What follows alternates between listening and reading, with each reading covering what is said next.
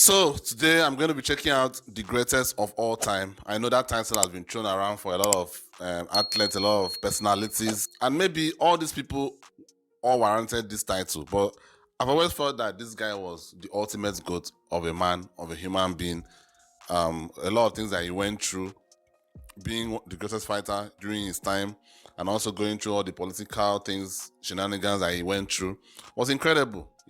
And these days, as human beings, as men most especially, we are kind of, I'm gonna use the word wage slaves here. Most of us are just wage slaves, just going by and doing whatever we are told to do and all that kind of a thing. This man, during an era in which people like him, people that looked like him, were told to do what they were supposed to do, he went against the grain. He did what he wanted to do. He did what he felt was right. And he may disagree with it, but at the end of the day, as long as you did not commit any crime, I always respect a man that stands on what he believes in, no matter the consequences. And it's something that I wish I could do. I'm just not that strong. And that is the reason why when I see people like this, I'm always cutting my cap. So today is going to be a fun one. I've seen a lot. I'm very sure I'm going to see some clips that I've seen before. I'm very, very sure of that, because I've seen some clips about this guy while growing up. And but today is going to be like me checking out his full history for the first time and knowing everything I need to know about this legend. Join me, guys. This is going to be a very long one. Let's get right into it. This is the legend of Cassius Clay, the most beautiful fighter in the world today.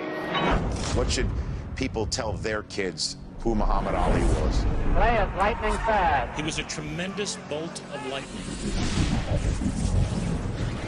I am the greatest. I am the Muhammad Ali greatest. struck us in the middle of America's darkest night, in the heart of its most threatening gathering storm.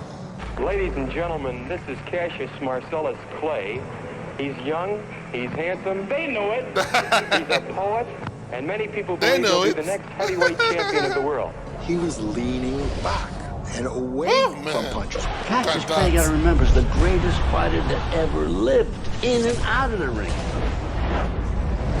Will unquestionably be the toughest fighter that Clay has been in with so far.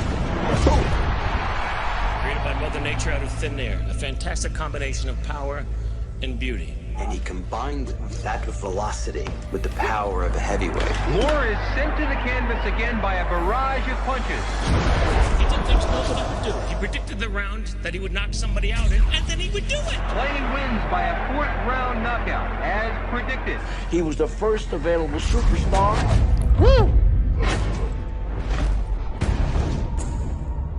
He was funny. He was beautiful. He was the most perfect athlete you ever saw, and those were his own words. He saw the publicity it brought. Those were his own words.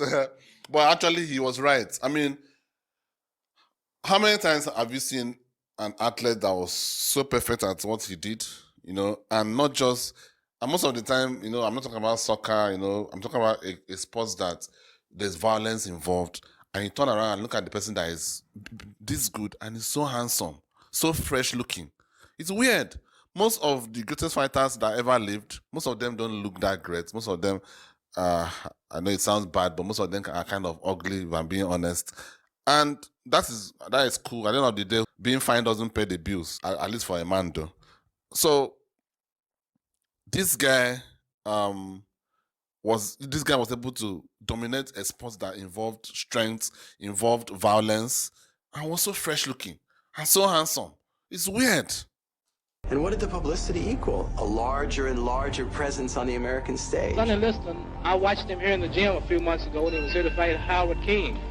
And he can hit a guy in the elbows and just about break his arm. Liston was a virtually invincible, just a dreadnought of a fighter. I know about Liston this was man. a great fighter. I seen him knock out a guy's teeth one night. It's the truth, no baloney. Hit him so hard, he dislodged the mouthpiece and the teeth went with the mouth.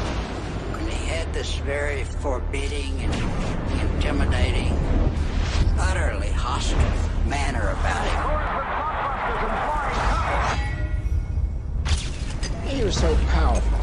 Honest to God, when he jabbed you, it was same as punching somebody, you know? I had no dreaming idea that he could win that fight. I didn't give him a chance in hell. I'm young, I'm handsome, I'm fast, I'm pretty, and can't possibly be beat. He was a 22-year-old by the name of Cassius Clay. Liston, almost the first time he hits him. Could be one, perhaps two. I'll take one. I like for Liston to win in 3 rounds. I like Liston in about 1 to 3 rounds. He was perfect for television. He was the provocateur, which is what TV wanted.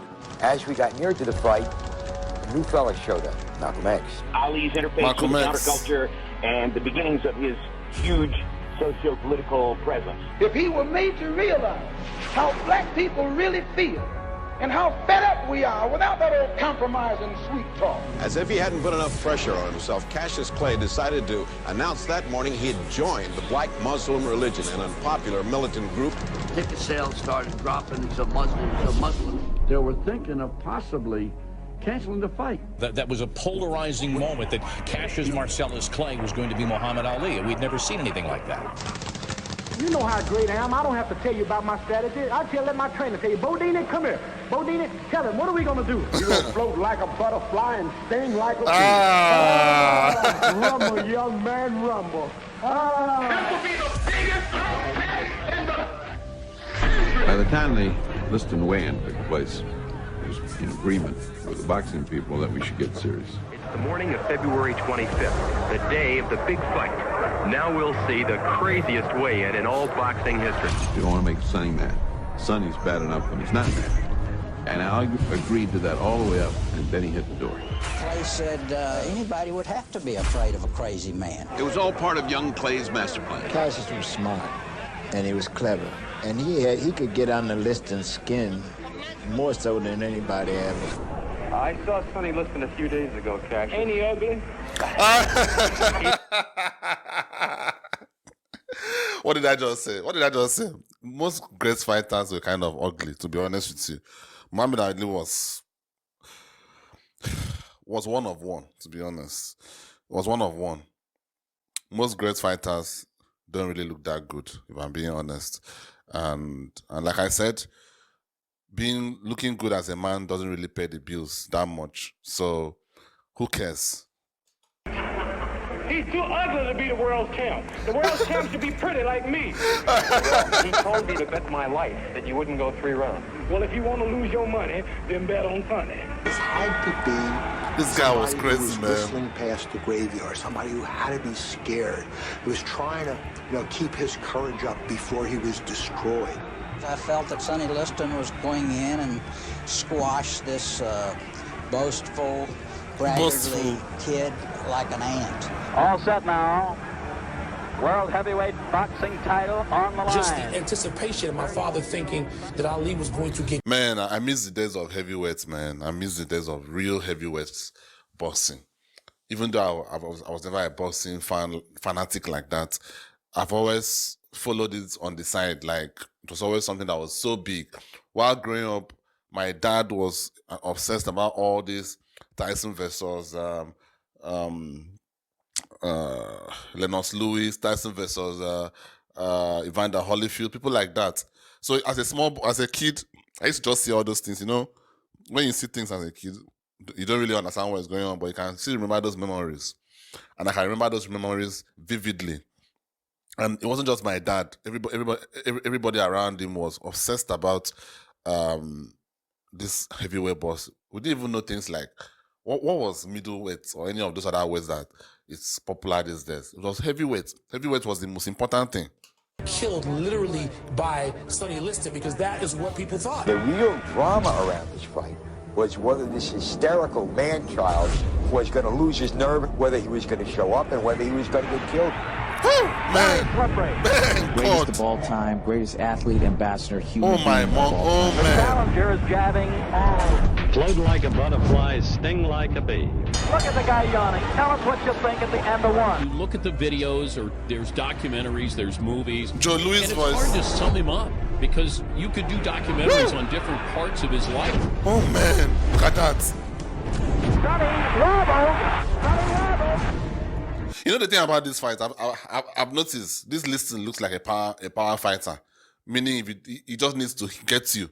If he gets you, you feel it, and you know, and you are gone. But he wasn't able to hit Muhammad Ali. He just wasn't able to hit him. He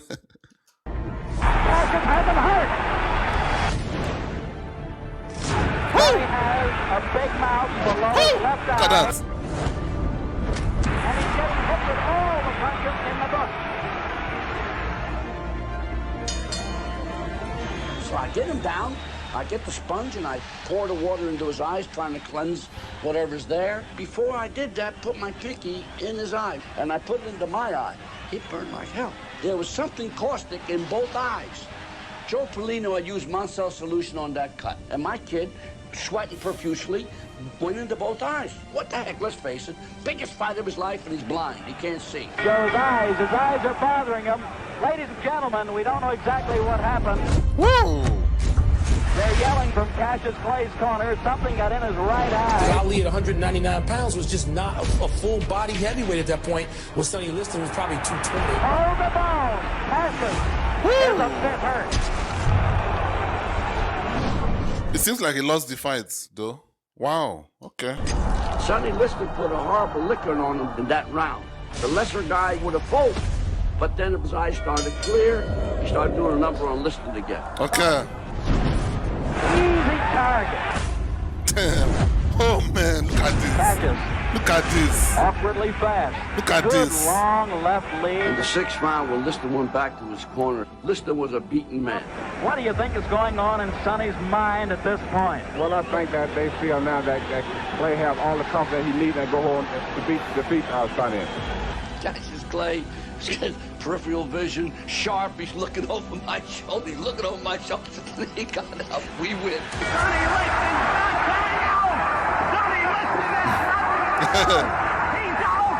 The winner and the new heavyweight champion. Cassius Clay, last one going And in 1964, he became heavyweight champion of the world, upsetting Sonny Liston, the 7-1 favorite. Electrified. And there he was, right in front of me, and a whole bunch of other newspaper men pointing down to us like this. I told you exactly what I was going to do. And nobody, even the big sports writers, they were in awe over what he had done. So great, I don't have a mark on my face, and I upset Sonny Liston, and I just turned 22 years old. I must be the greatest. I'm the king of the world.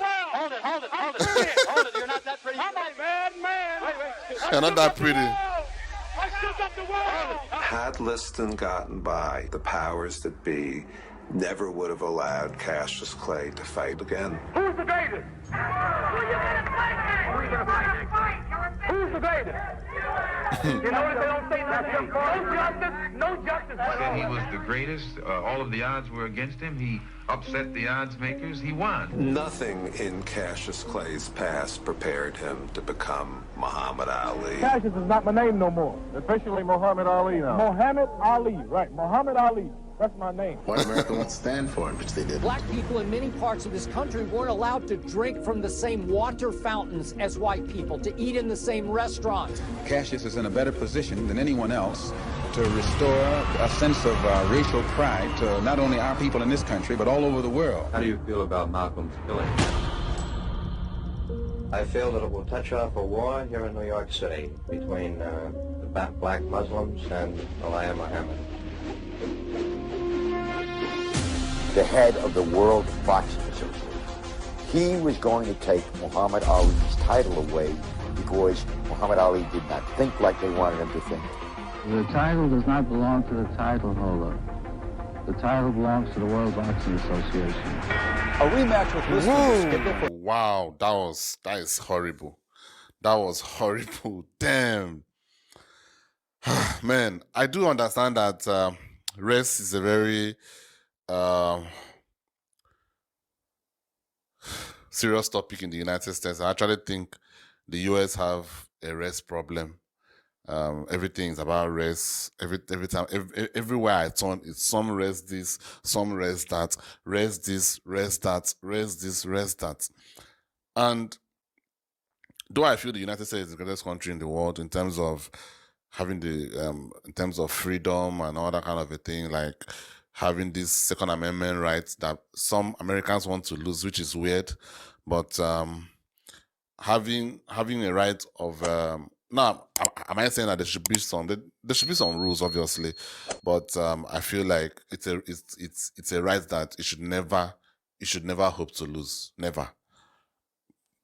I can assure you, coming from someone that doesn't have that right, I wish I had that right. So so that being said, the US is great and all that, but man, they have a real race problem. Europe have been able to handle the whole, and I know Europe doesn't have the same problem with how the US has it, because the US is a fully multicultural society. Nobody's really from the United States except the Indians that were there, before the white Europeans came. So it's a bit of a melting pot for every culture, every religion, everybody whatsoever. So obviously that kind of melting pot is going to have issues. Definitely, it's going to have issues because you're going to have people that have different ideas to life, different ideologies. So it's something that it's expected for a country like that to have race, cultural problems. It's just. But I personally feel, right recently after Trump became president, it's got worse. I've been alive before Trump became president. Yeah, there was always some kind of a race problem, but it wasn't this bad. Now it's just everything is race. And I also know that social media contributes to that as well, but it's crazy. It's really crazy now. And if I were to be a betting man, I would put a bet that there's going to be a race war in the next 100 years or so, in my opinion. November of 1964 in Boston.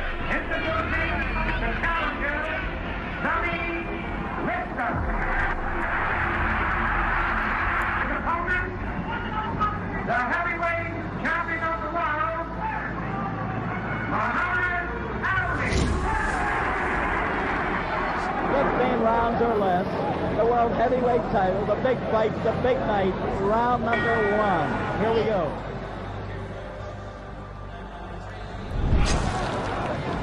You'll note that Cassius wants to stay out in the center of the ring where he happens to be the king. Muhammad threw, I don't know, maybe 4 punches at most.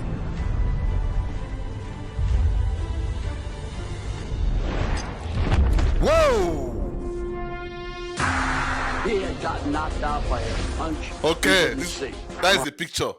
That is the picture. Yeah, I think this should be my thumbnail picture. That is the picture. That is the iconic Muhammad Ali picture, man. The fact that they could turn that video into such a clean. How do people do this? Seriously, how is this done? Turn such an old footage. Look at this picture. Very Muhammad neat. was floating around, and what happened? He made an angle on the guy, missing it, throwing a jab. His head went down. He didn't see the punch. He got hit right on the top. Sergeant Joe Walcott. Damn. Cannot move. Cassius, you're talking. I'm not Cassius. You still calling me? I can't get on with Mohammed, you. you're talking in. I'm not no white man. You have to talk in general. You want to keep calling me a white man's name. I'm not white. I don't want to be called after your Okay, name. they call him Cassius Clay. I'm not no slave. I'm Muhammad Ali. Woo! With Clay peppering him, and there he goes. He was in a bad spot in the corner, and he is down. 5, 6. When we think about the legacy of Muhammad Ali, what he did in the ring is not what we think about. Because he was doing Gandhi shit outside of the ring, and he could knock out anybody in the world. The guy could hold court in the poorest of the poor right up to the White House. When he walked in, he lit up the room. I mean, he literally moved faster and lighter on his feet than most welterweights. Damn, look at that. Woo! Woo! Damn, he was fast. Yeah. Look at this. Whoa! Whoa! Whoa! Moving to side to side. It was like there's no heavyweights that ever moved like that. No one. Tyson did move very fast. Yeah, Tyson moved very, very fast as well. But Tyson wasn't that tall. Tyson was what, 5'10"? Muhammad Ali was 6'3". So Tyson, is understandable that Tyson was able to move that way because he was 5'10". Tyson wasn't a full heavyweight, if I would say that word. He was just so strong, so out of this world. But this guy is 6'1", 6'2", look at 6'3", and he's moving, his hands are moving so fast. What the hell? This is Ali, like in '67. He was sleek. He goes. Oh. Williams will survive the round. All right. Woo! A couple of guys got this thing about trying to get him steamed up, calling him Cassius Clay. No. Cassius Clay, yes. Why you want to say Cassius Clay when Howard Cosell and everybody is calling you Muhammad Ali? Then why you got to be the one of all people whose color to keep saying Cassius Clay? Whose color? Why don't you call me my name, man? Well, what's your name? You told me your name was Cassius Clay a few years ago. I told you my name was Cassius Clay. My name is Muhammad Ali, and you will announce it right there in the center of that ring after the fight if you don't do it now. So, ladies and gentlemen, as the two contestants prepare for battle right now. Who was the one that when he was doing What's My Name, What's My Name? You all know exactly who I am. Say my name. Whoa! Steady to humiliate him. And he is screaming at him, what's my name? What's my name? What's my name? Man, this guy. Whoa! Say my name. The Director Selective Service is going to establish tonight a random selection sequence, the draft lottery. Was it really random? I mean, if we are being honest, I doubt anything political is random, to be honest with you. I doubt anything is random. A live report on tonight's picking of the birth dates for the draft. It was the first lottery used to order men into military service since 1942. As you have just seen, the heavyweight champion of the world has rejected induction into the military service.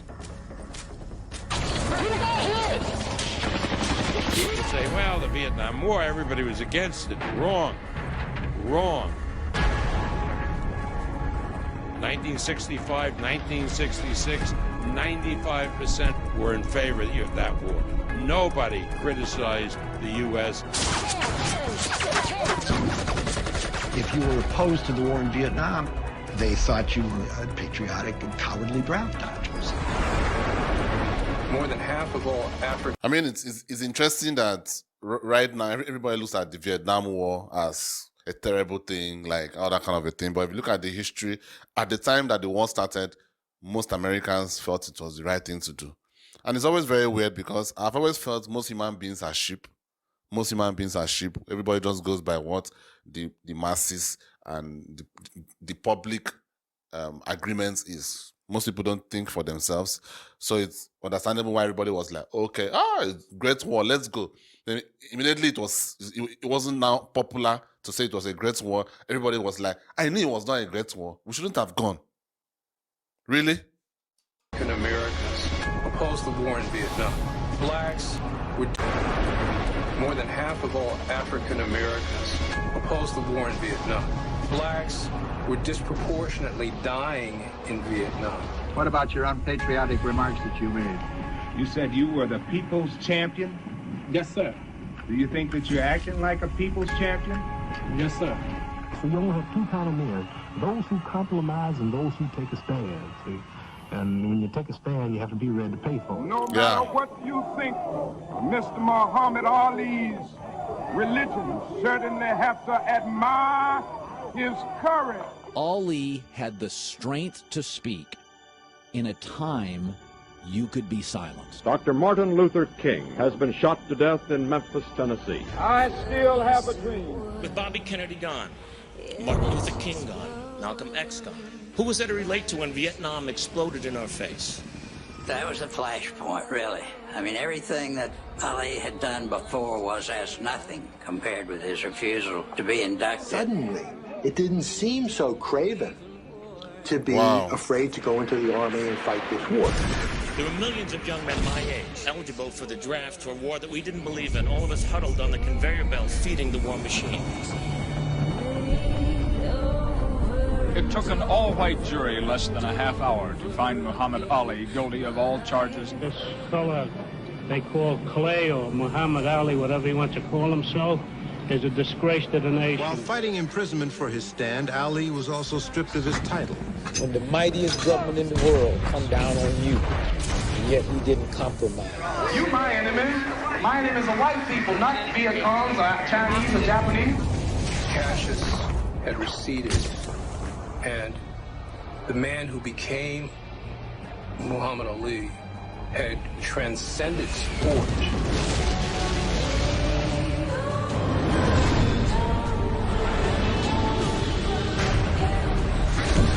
This nation will rise up and live out the true meaning of its creed.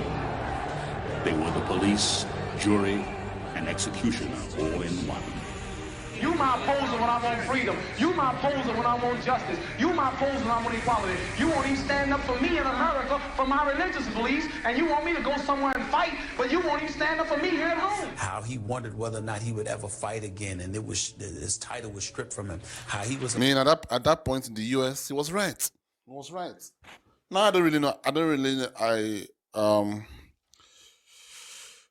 During that time in the United States for black people, that period was civil rights, just before the civil rights movement, or was it the civil rights movement at that point?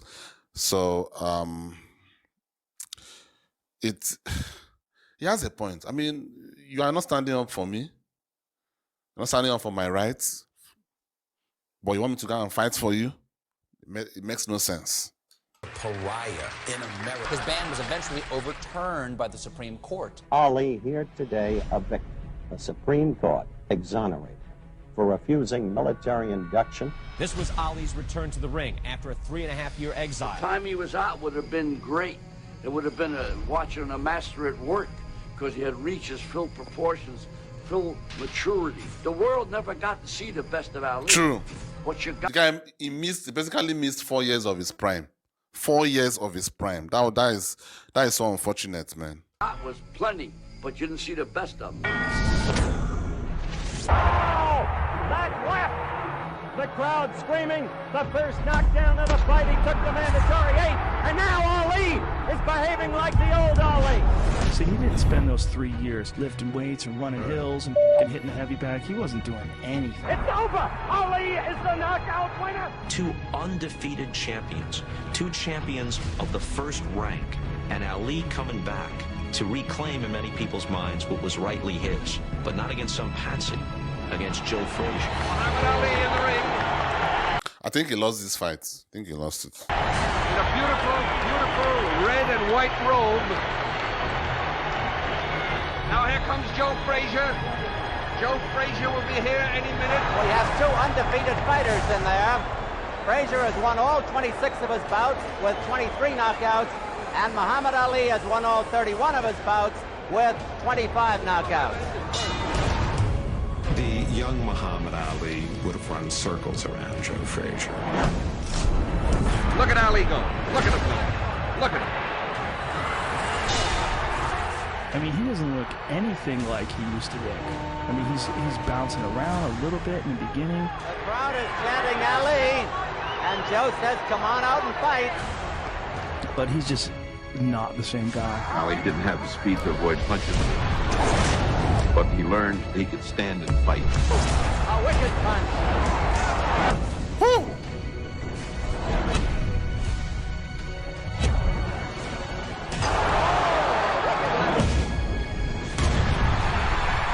I think he lost the fight, yes.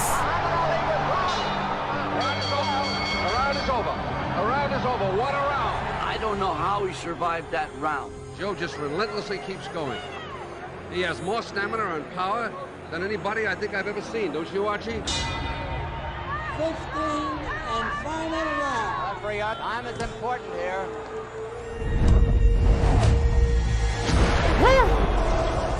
You felt like the world wanted him to stay down, to lose. Yes. Many wanted to watch this liberal black draft dodger get his ass kicked. He wouldn't give him the comfort of him staying down. Ali got up simply because he knew that that's what they wanted. And to every elder statesman in the black community that I've ever known, every one of them remember that story. Champion of the world, Joe Frazier. Joe Frazier. For the first time in his career, Muhammad Ali was beaten. The question on everyone's mind was... I actually think Muhammad Ali would have beaten this guy in his real prime. I really hate the fact that the likes of Mike Tyson missed his prime and Muhammad Ali missed his prime. And it's really sad. And actually, two guys that really depended on speed, you know, with the way they fought was mostly their speed. Though Tyson was a strength guy as well, but their speed was one of the most important aspects of their skill. You need to keep yourself fit to be able to keep yourself that fast. If you don't do that, you're going to lose it. You're just going to lose it. Whether Ali could ever be the fighter he once was. And when I do come back, if I ever do, I'll have more of a hunger, determination, which is something you lose in the intoxication of so-called greatness. Muhammad Ali, I am told, suffered a broken jaw in the first round. Nobody can really believe what they have seen. It is a tired Ali and a hurt Ali. Frank Rustich, 7 points. Norton, 5 points. Ali, there it is. There it is. One of the greatest upsets again in boxing history. He has a broken jaw, he is a beaten man, and he is a broken fighter. And so all of the millions of dollars that loom before him with a Foreman match or a Frazier rematch are suddenly gone. What was once a very great fighter becomes now part of fistic history in all probability.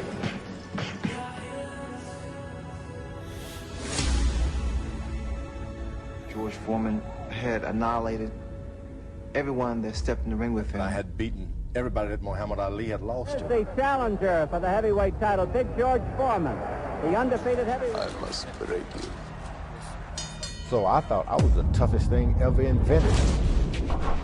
And George was a big, strong, young, impervious to pain heavyweight. If he put you, if he put you 6 feet deep, ultimately, George Foreman didn't have a problem with that. He was that vicious. One punch of mine was equal to 20 of any other heavyweight champion. Whatever he hits, he destroys. Down goes Frazier! Down goes Frazier! Down goes Frazier! I got Joe Frazier, who had dropped Muhammad Ali. The most menacing heavyweight of all time. It would be George Foreman. I was going to be the best heavyweight that ever existed. He is with Ken Norton, and the reason for that, of course, is that he doesn't like George Foreman one bit.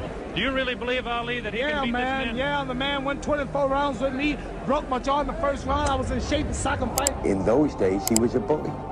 The people around him were afraid of him. Foreman had really brutalized the people who trained him, and they were terrified of him. Given the hell he gave me, as fast as I am, as accurate as I am, I couldn't whoop Ken Norton. I had beaten the best in Joe Frazier. No doubt about it, I had beaten the best. People had something to say about that. I said, you know what? I'm going to kill one of these fellows. Then they'll shut up.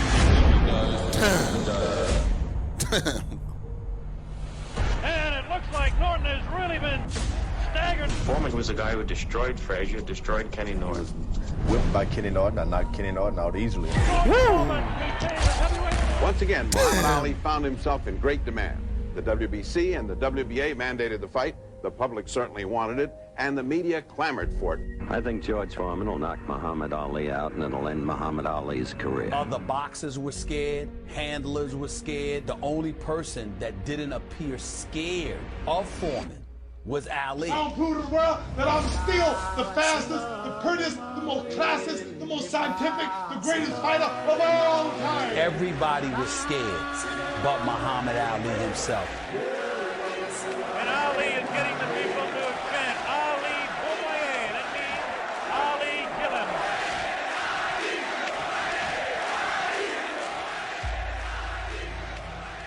Have you fought many guys who were talkers in the ring? No, I never get a chance to talk much. By the time you get to know a fella, it's all over. As for the fight itself, discussion centered not on who would win, but on how much punishment Foreman would dish out. The time may have come to say goodbye to Muhammad Ali. And now we understand George Foreman is about to make his way to the ring. Because very honestly, I don't think he can beat George Foreman. Cosell was convinced that Ali is washed up.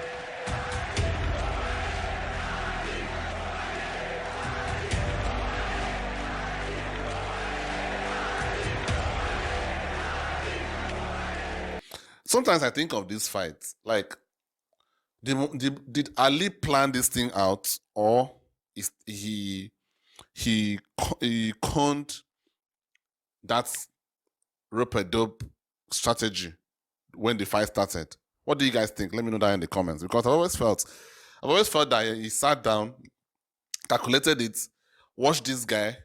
He saw that this guy is someone that used to knock out everybody, so he never had to last long. He never had to ever fight for a long time, so he wasn't used to that. You get what I'm saying? So maybe Ali just sat down and looked at it like, okay, all I need to do is to drag this thing out, drag it out to over 10 rounds so that this guy will tire out, then I'll finish him. What do you guys think? I think I'm right with that. I don't think he thought about that strategy while the fight started. I think he thought about the strategy before the fight. This guy was the closest thing to a human monster I'd ever seen before. He was certainly the scariest boxer. Look at this now as they stare. Muhammad Ali beginning to talk to George Foreman. They're really putting the stare on each other. I looked him in the eye to stare him down and said, "Oh, George, you were in school when I was beating Sonny Liston." Gone in the past 4 years beyond 2 rounds in any fight. Beyond 2 rounds. That is crazy, man. He knew that the one weakness in this monster, who was thought of as unbeatable, was his stamina. The first round, all of us yelled out, "Get off the ropes." And he would just say, "Shut up, I know how to do it." Well, I would say that the round was very even towards that scene. And Ali totally got into the guy's head, and he didn't even realize it. It was Muhammad Ali's fertile mind that created the rope-a-dope. Here we go, round number 2. The determined Ali get off his stool in between rounds. George Foreman sat down all the way. Ali leaned on the rope. Whispers in his ear, prodding him. Starting second or third, when he went to the ropes, he was calling Foreman all kinds of names. Any name of ugliness you can think of. Man, this guy is just resting on the rope. Oh, man. Damn, that was such a great strategy, man. He's basically just resting because the rope is elastic. You can just lie down there and just, okay, obviously I'm receiving punches, but just lie down there, man. Look at this. He fought just like your initial bump, just lay on the rope and take it with him. This time he did it with character. He said, "Hey, I'm going to weather the storm." The rope-a-dope was something that was invented by Muhammad Ali that night. I must say, I don't understand those tactics, Joe, of staying on the ropes and letting him hit it. It just shows you the power of intellect and intelligence and how that can compete against anything. And believe me, I was a big, powerful giant in the ring with Muhammad. I mean, a knockout artist. He stood up to me. Foreman setting him up against the rope. What a... Look at him whispering in the ear of Foreman. George Foreman, so young, so strong. Not supposed to do, leaning up against the ropes. 4 punches downstairs. Can you imagine? He was taking these things in his God. What the hell? He was taking it here.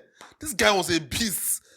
With how strong this guy is, clearly, even from the few clips I saw from some of the fights that was shown, this guy was fucking strong. This guy just hits you once.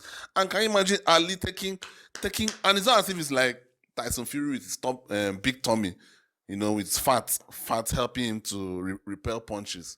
This one is just lean tummy. What the hell? So fearless. I had him beat. I really did. And really thought I had him beat up in the body, had him tired. Continues to talk. Against George Foreman, he does away with his opponents one after another in less than 3 rounds. George not going that type of distance a long time. He was treading in water, you know, never been in before. This is the furthest that George Foreman has gone in a fight since 1972. Wow. This is the right hand. Ali is definitely confusing him. Missing the shots that he missed, it drained him. Look at Foreman's face. He does look tired. Nobody knew the strength of Muhammad Ali. He was manhandling him, just like Archie said, grabbing him, and he emptied the guy's tank. I was afraid he was going to get killed by a George Foreman that many of our young viewers don't know. Wow, perfect timing. He's already tired. Damn. Woo!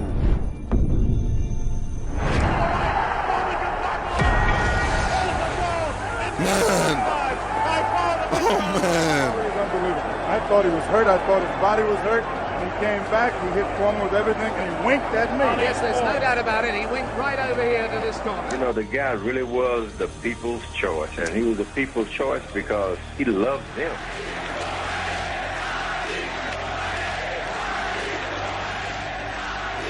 Yes, I'd hate to predict any fight, but my goodness, those people who said Foreman would win in a flash have certainly been proved wrong. Then about the 7th round, he asked me, "That all you got, George?" That was like a nightmare. After a while, even the dumbest of us looked up there and said, you know what? He's winning.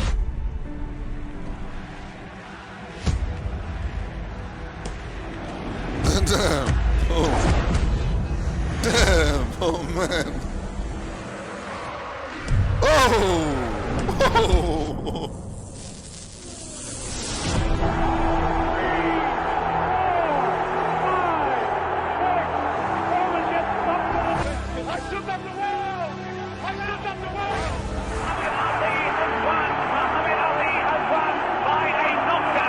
Greatest of all time. Muhammad Ali has done it. The great man has done it. He was, in fact, the greatest heavyweight who ever lived. I am the greatest. Man, so inspirational, man. So inspirational. I'm feeling it. I'm having goosebumps right now. Heavyweight boxing champion, Muhammad Ali.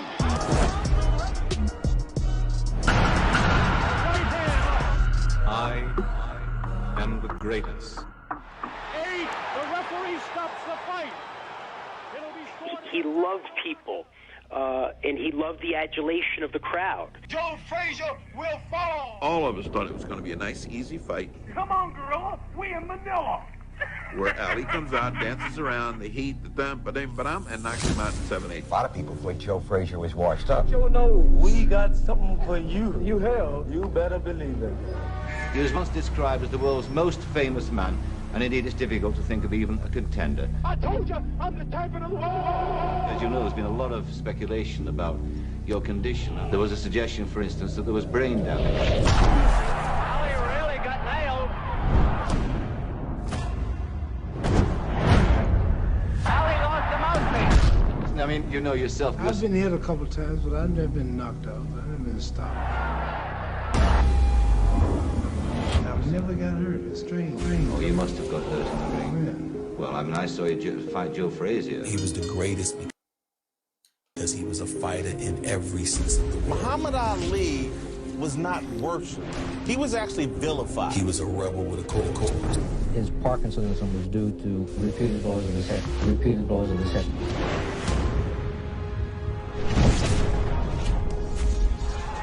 And you've seen what can happen to fighters.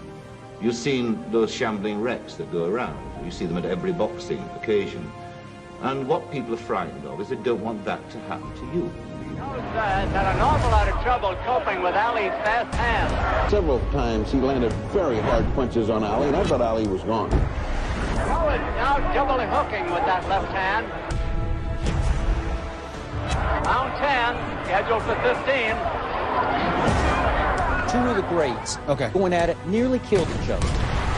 Between rounds, before the 10th, I heard Ali say something to you that I never heard him say before. What was that? Man, he said, this is the closest I've ever been to dying, really. And I said, well, now we got to separate the men from the boys. Courage that he had in the ring.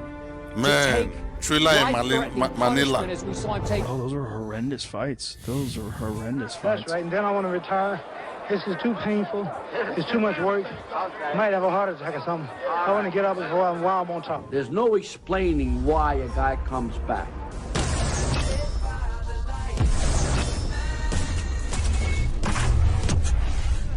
They knew.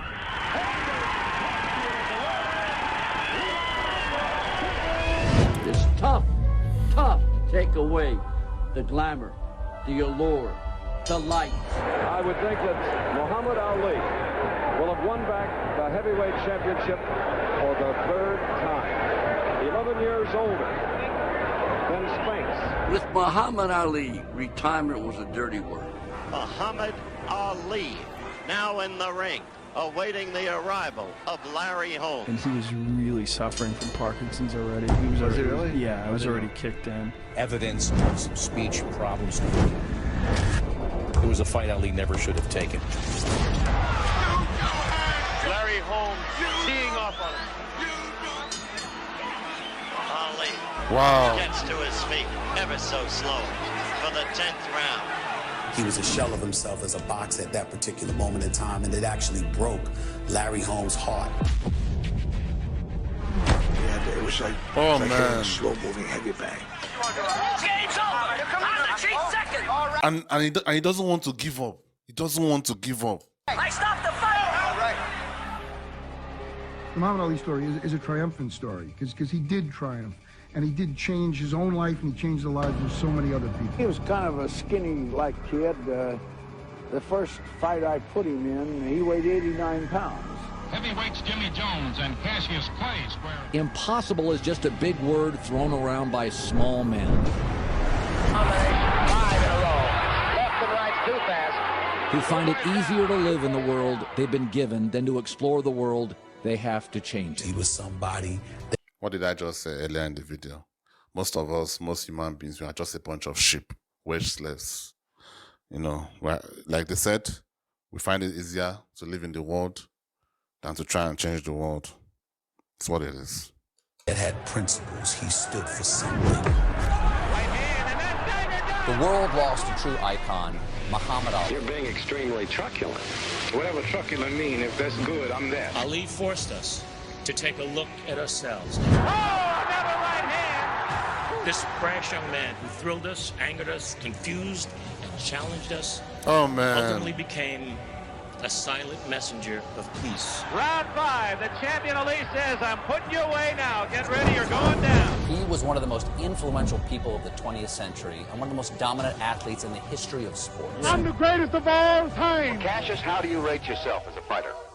I wouldn't want to do too much bragging about it, but everybody that watches me fight or everybody that has witnessed one of my bouts, they say that I am the greatest that they've ever seen. And he whispered in my ear, little brother, you made my life better than it was. I am the greatest. But didn't he make all of our lives a little bit better than they were? Wow! That was incredible. Damn. This guy was something else, man. Was something else. Towards the end there, I almost shed a tear. Towards the end there. I mean, looking at that, I think I've checked out the video that showed that before, you know, his Parkinson's. I mean, looking at a man who was almost invincible like that, turning into basically a potato. That is something that really makes me scared personally in my own life. I think I've said it on this channel before. I'm not one of those people that want to live too long. I still want to be able to do things for myself by the time I am dead. I don't want to be a potato. I don't want to be the kind of person that my grandchildren will be wiping my ass for me. I don't want any of that stuff, to be honest. I want to still be able to wipe my ass. I want to still be able to do all the basic things that every human being can do. I don't want to be that kind of human being. I just don't. I'm not that freaked about life to just be alive and be a potato. I know most people, when I say this, people even in my personal life, they think I'm crazy, but that's just my own opinion about the situation. And one of my biggest goals in life is to try and achieve everything possible as early as possible. Because at the end of the day, what we say can come to pass, and maybe all these things I'm saying could make things like this to happen to me. Maybe I won't live that long because I've said it a lot. But that doesn't mean that I also want to die untimely. I want to see die naturally. But I just don't want to be a potato. And seeing this once great man, Actually, a great man. Why am I even saying was great? A great man that helped, and there have been some arguments that the Parkinson's wasn't caused by the fighting and all that, which I doubt. I think it contributed. It may not have contributed 100%, but I think it contributed some percentage of his Parkinson's, all the punches that he took, despite the fact that he was even a guy that used to dodge a lot. Before Mayweather, there was Ali, a guy that couldn't be touched, but at the end of the day, was still touched a lot. And it's tough. It's tough. It was tough looking at that last part of the video, but all in all, he's the greatest. He's the GOAT in every aspect of life, and I'm glad I checked out his full story. I've always known about him, but I never knew the full story like this. Thank you guys for watching this with me. I really appreciate. If you are still watching to this point, that means you really care about me. And I really love that. Like the video for me, and I really appreciate it. I'll see you on the next one. Peace.